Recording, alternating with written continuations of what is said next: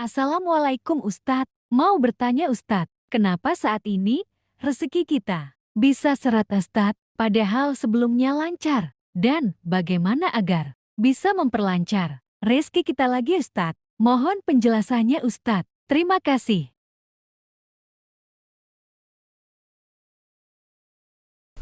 Sebenarnya pertanyaan bagus sekali nih. Jadi senang sekali saya. Jadi orang itu selalu melihat itu waktu ini. Orang, siapapun orang itu melihat dia itu waktu sekarang.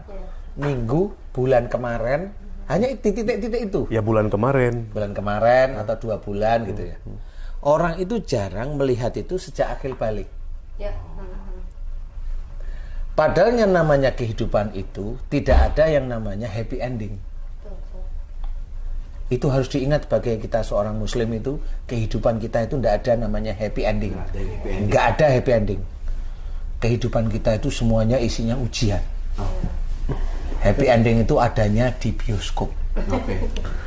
Ya? Happy endingnya sedih. Betul. Nah itu harus diketahui dulu nih. Jadi kehidupan kita itu selalu bertautan. Umpamanya kita ingat wa ma asabakum min musibatin fa bima kasabat saytikum. Apa saja musibah yang kau terima itu disebabkan dari buah tanganmu sendiri. Itu sejak kakek buyut zaman Nabi Muhammad sampai sebelum para nabi. Itu berlaku ayat itu sebenarnya. Nah, itu hati-hati ya bagi orang itu hati-hati. Itu berlaku. Jadi nggak ada yang namanya orang dilihat itu bulan kemarin, tahun kemarin, itu tidak seperti itu. Maksudnya gini, seseorang yang saat ini dia tidak punya kerjaan kan baru ngomong, wah sepi job nih. Oh iya. Kan baru sepi job. Berapa? 2 tahun. Karena apa? Pandemi disalahin. Pandemi yang disalahin. Paham? Oke, kita urut pelan-pelan sebagai seorang muslim. Kalau dulu sebelum pandemi rame, saya gampang cari uang. Intinya kita lihat, saya gampang cari uang, saya mudah ini, saya omongan saya dipercaya. Lihat omongan mereka, mana ada Allahnya? Oh iya. Lihat omongan mereka, mana ada Allahnya? Itu jawaban. Tidak ada unsur Allahnya. Ayo kita lihat, banyak. Nggak usah di diri kita sendiri. Akhirnya kita paham, oh iya ya. Kita selalu kalau kita dapat pekerjaan itu, kenapa kamu dapat? Saya dekat sama si A. Link. Karena saya ikut manajemen ini, dia manajemen ini hebat ini. Kenapa itu diceritain? Allahnya nggak ada. Wow. Disinilah orang itu kejatuhan itu sudah dimulai dia pada saat dia itu lupa kepada Allah Ta'ala walaupun dia itu sholat. Sholat itu hanya berapa menit sih? Ustazah, berapa menit? 5 paling mentok. Ya. Kita disuruh untuk ingat pada Allah Ta'ala itu setiap saat. Wadhkurullaha katsiran la'allakum tuflihun. Banyak-banyaklah dan banyak-banyaklah kita mengingat Allah agar kita beruntung. Allah sudah menceritakan. Banyak mengingat Allah bagi orang-orang yang normal, zikirlah. Bagi orang yang sudah mulai paham, setiap langkah, setiap apa yang kita kerjakan, setiap kita omongkan, setiap kita pikirkan, ada Allah di situ. Itu mengingat Allah. Nggak harus dengan zikir. Zikir lisan maksudnya. Nggak harus dengan itu. Dengan itu boleh. Dengan itu boleh. Tapi ingat, bicara yang manfaat. Biar apa? Biar saya dapat pahala dari Allah Ta'ala. Kan gitu. Ada orang, baru kita ngomong belum selesai, dipotong. Kita dengerin yang motong ngomong apa. Kenapa kamu nggak? Nanti dulu. Nggak gitu. Biarin dia ngomong. Kali dia lebih diutamakan oleh Allah Ta'ala. Itu tak kita. Jadi sedalam itu. Nah memang harus dalam. Loh katanya mau ingat Allah setiap saat, setiap waktu, setiap helaan nafas. Loh itu kok hanya cuma menjadi puisi sih? Enggak bisa. Makanya pada saat seseorang itu dia jadi jobless, ya jangan salahkan keadaan. dia ikhtiar, bukan berarti yang penting saya ikhtiar. Loh, bukan penting ikhtiarnya.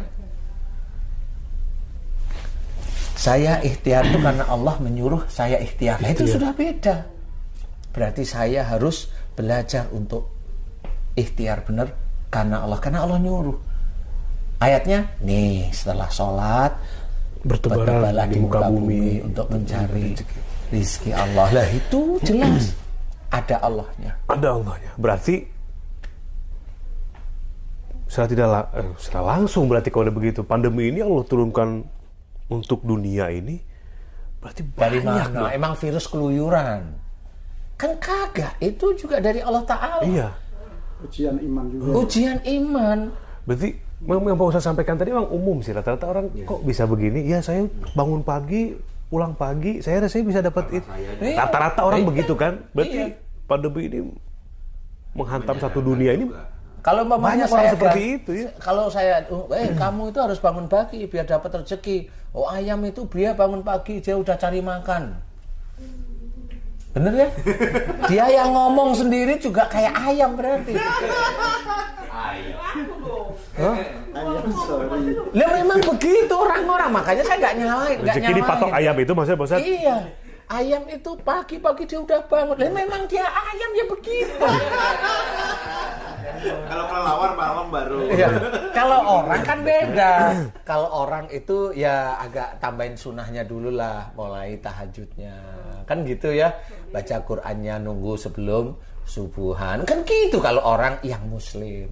Yang muslim pun juga gitu. Kalau dia sudah mulai rajin subuh, tunggu duha atau sholat sunnah yang lain. Jalanin aja. Suruk ya. Kalau kita nggak tidur, suruk itu jelas kita kerjakan. Terus semuanya ya.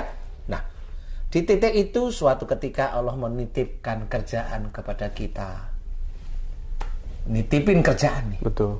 Nah, pada saat nitipin kerjaan, kerjaan kamu bagus.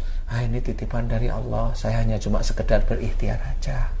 Semuanya dari Allah. Kata-kata itu dia ingat betul-betul ayat yang lain.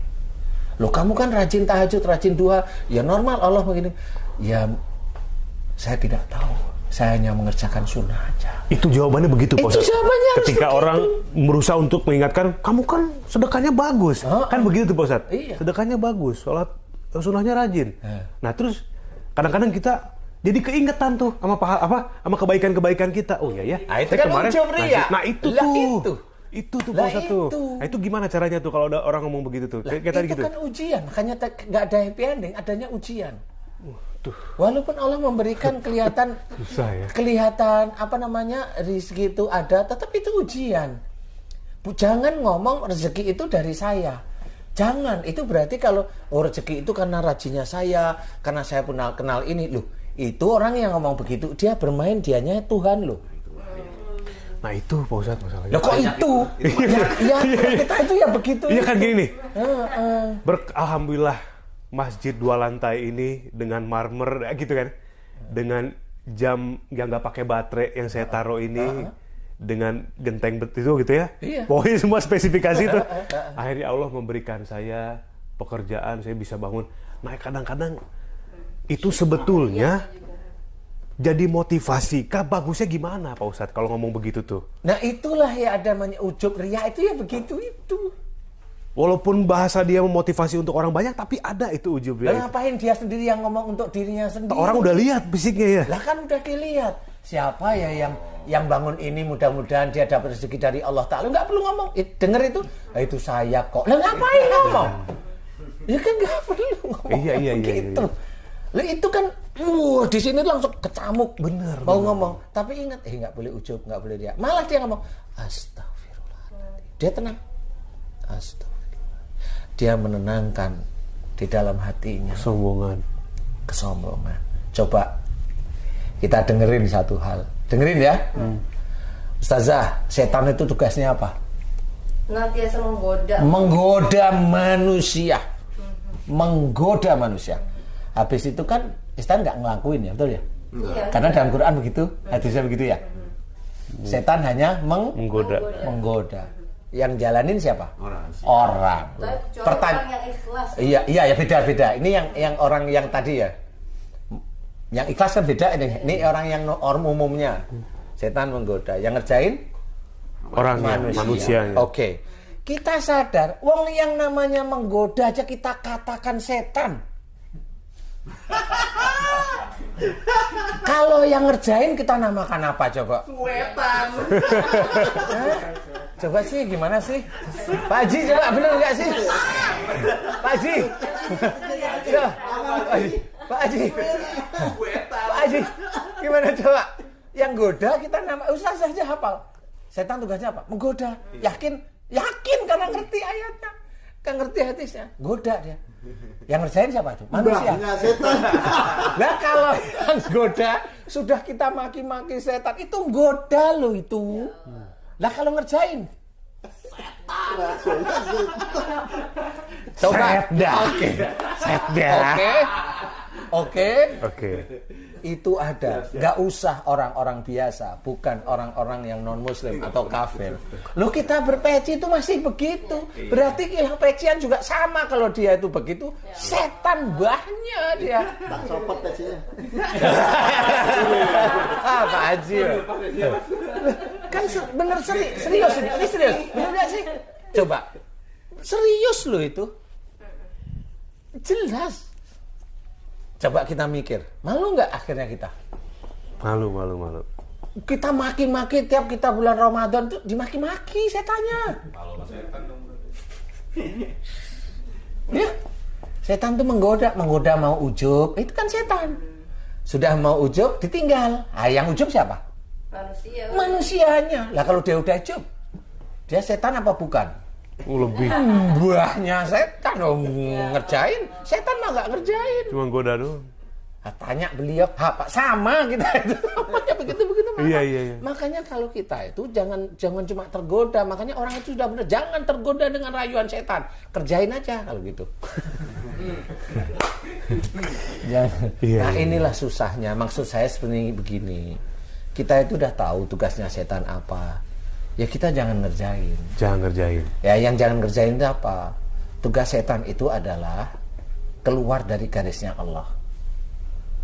Kalau Allah menyuruh maafkan, kerjakan, maafkan. Kalau Allah menyuruh Rasul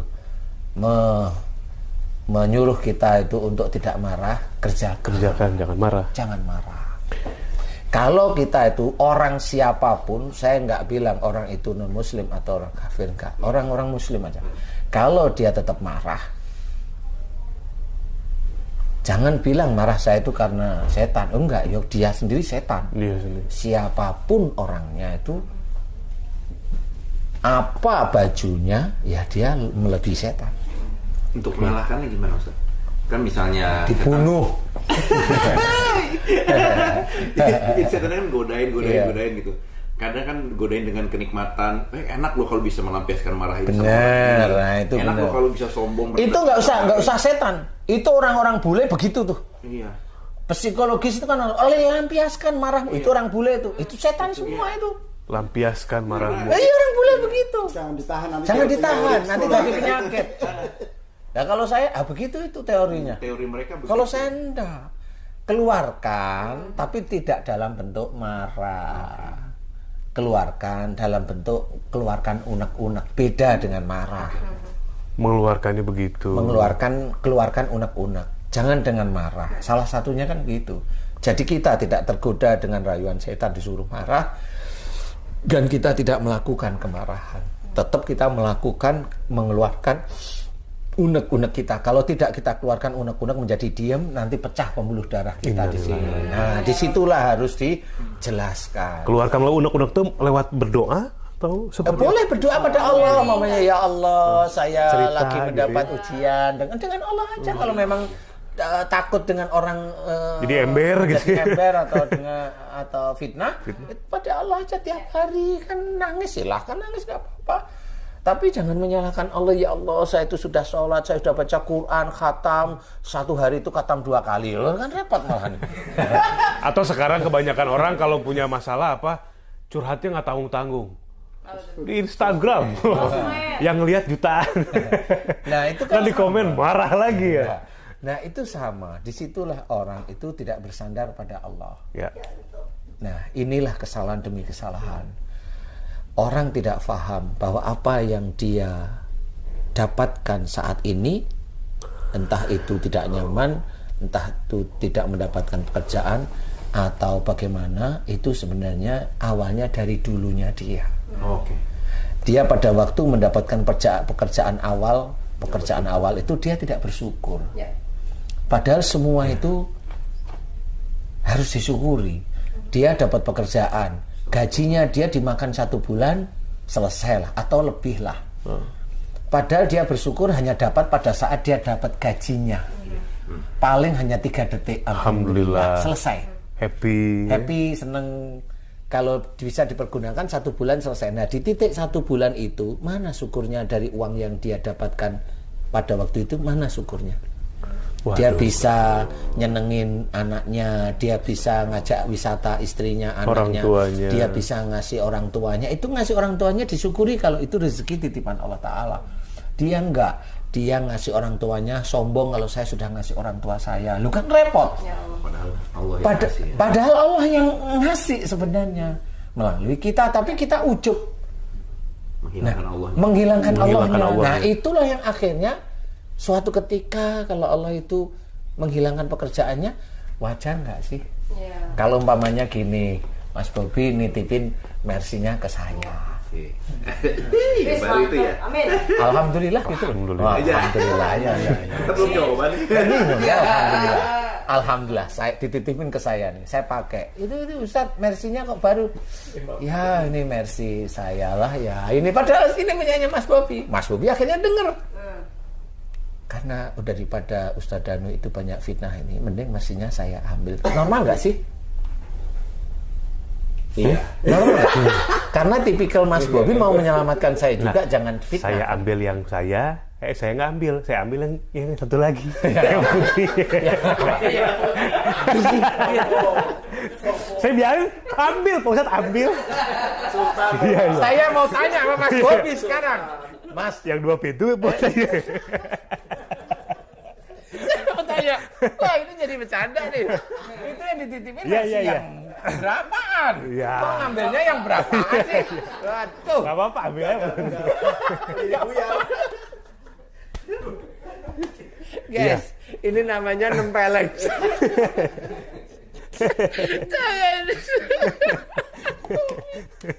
Ini udah namanya bercanda serius, tapi ini tentunya dikit ya malam ini sebenarnya. Maksudnya itu pasti Mas Bobi akan narik mobilnya biar saya tidak banyak fitnah. Logikanya begitu ya Pak Ustadz ya? Logikanya seperti itulah. Sama akhirnya daripada orang ini ngomong nggak karu-karuan, ambillah rezeki tersebut. Ya Allah. Itu mirip. Nah, pada waktu diambil dia bilang, ya sudah saya serahin sama Allah Ta'ala. Ya. Dia serahin sama Allah itu lupa kalau dulu itu dia itu kufur sebenarnya. Ya. Istighfar aja ya berarti ya. Nah, enggak cuma istighfar, dia harus pahami kehidupan dia. Karena kehidupan di dunia itu penuh dengan ujian. Nah, pada saat kita itu diberi ujian enak, kita lupa. Banget. Nah, itulah yang akhirnya diambil oleh Allah. Terima kasih sudah mendengarkan Tausiah Ustadz Dano sampai selesai. Semoga bermanfaat bagi kita semua. Amin, amin ya robbal alamin.